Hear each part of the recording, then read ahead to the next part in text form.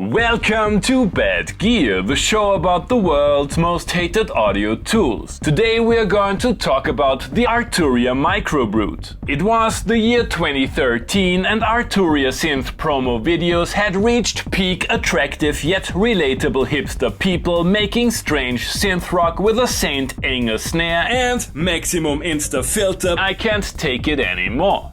In spite of these questionable marketing decisions, the advertised product turned quite some heads. A more compact version of the already pretty compact OG Minibrute with a reduced set of controls and an alibi keyboard. Just like the bigger version, the little synth boasts a fully analog signal path with the signature Arturia mono sound you either love like Quentin Tarantino loves Feet, or you simply don't. Let's have a closer look. At the first glance, the Microbrute is ticking all the boxes, with extra points for cuteness. It comes with a stripped down set of features and controls when compared to its bigger sibling. No envelope amount knobs for pulse width,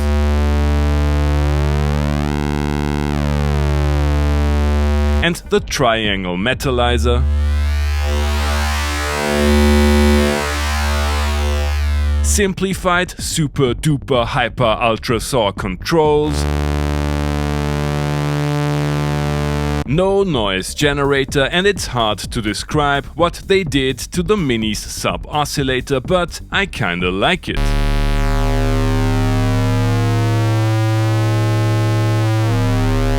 The Steiner-Parker filter comes without the notch mode and the slow fast switch of its envelope, which is okay for me as I have the completely unscientific feeling that it sounds a little smoother than the one on the bigger model.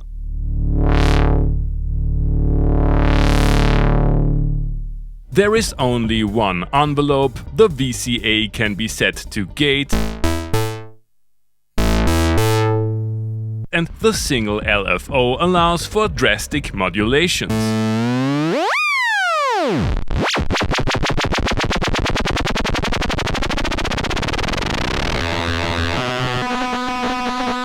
The little patch bay won't turn you into Colin Bendis, but it is helpful if you want to work around some of the aforementioned limitations and combine it with other analog gear. I like the Roland SH101 style sequencer.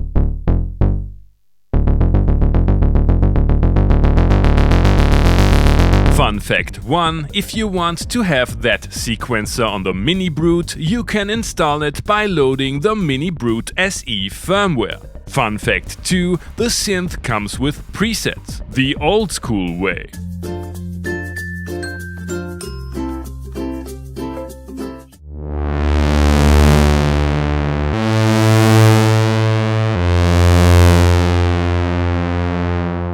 Brute Factor is Arturia's take on the classic Minimoog headphone output feedback loop trick,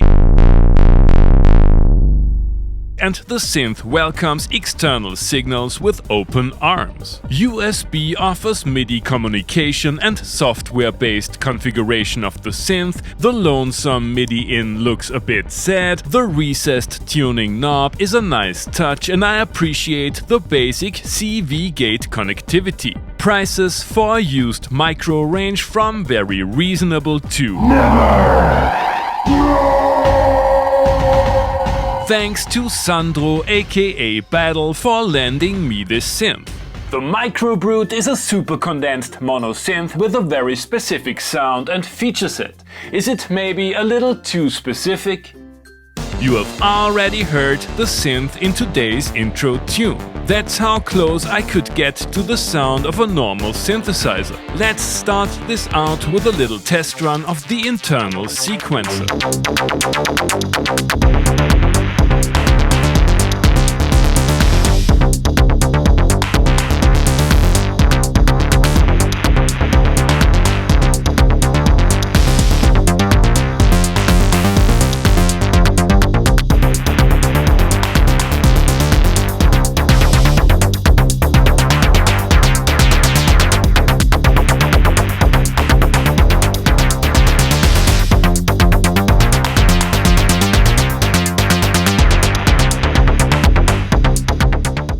That's most probably not the finest piece of music I have ever created, but you get the idea. The sequencer is great for churning out musical ideas fast. However, it's a fine line between more traditional synth sounds and the aggressive tones Arturia's monos are notorious for. I would say it's about time to give the little patch bay a go hooked up to the BeatStep Pro.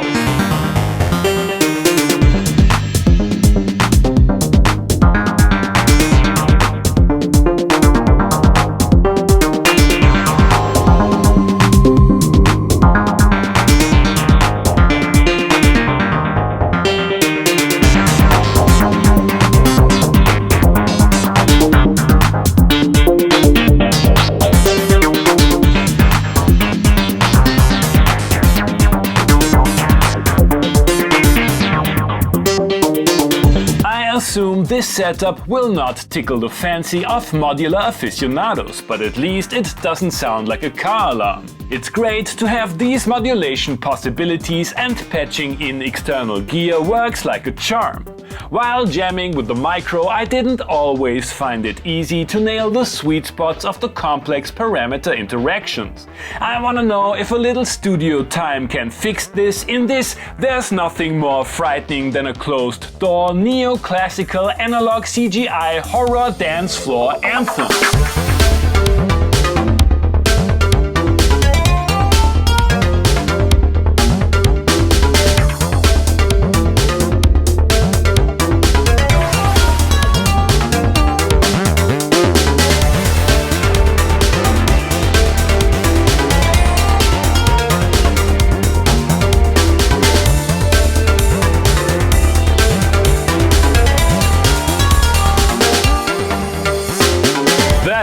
Arturia's OG Brutes are best of vintage synthesizers with a few modern twists and a sound that ranges somewhere between a classic analog mono, a software instrument, and the electric guitar tone Dimebag Darrell would have dialed in at a blues jam. While the self-explanatory UI of the Minibrute is great, I still prefer the little micro. It is boiled down to the essence of the concept. You can recreate most of the Mini's internal patchings, and there isn't much that distracts you from creating weird, raspy, heavy and, quite often, ear-splitting tones of all sorts. Not unlike characterful cheeses, this very peculiar French delicacy will certainly not suit everyone's palate. I'll save one for special occasions. Thanks for watching and see you next time. Hey guys, I hope you enjoyed the episode. Feel free to like, subscribe, become a patron and leave a comment what other kind of gear you would like to see and hear on the show. Thanks to all my patrons for supporting the channel, and welcome to the monthly Vocoder shoutouts.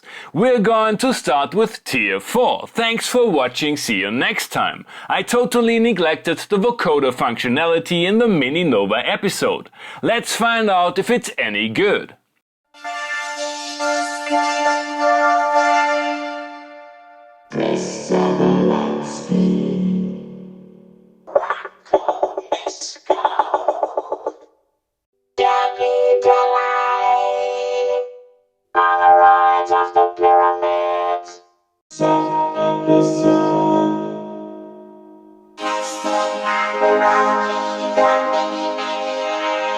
Tiers 5 and 6. There are some non-Vocoder vocal FX too. Why not put them through a real tube amp feeding a Palmer PDI-03 load box and speaker simulator?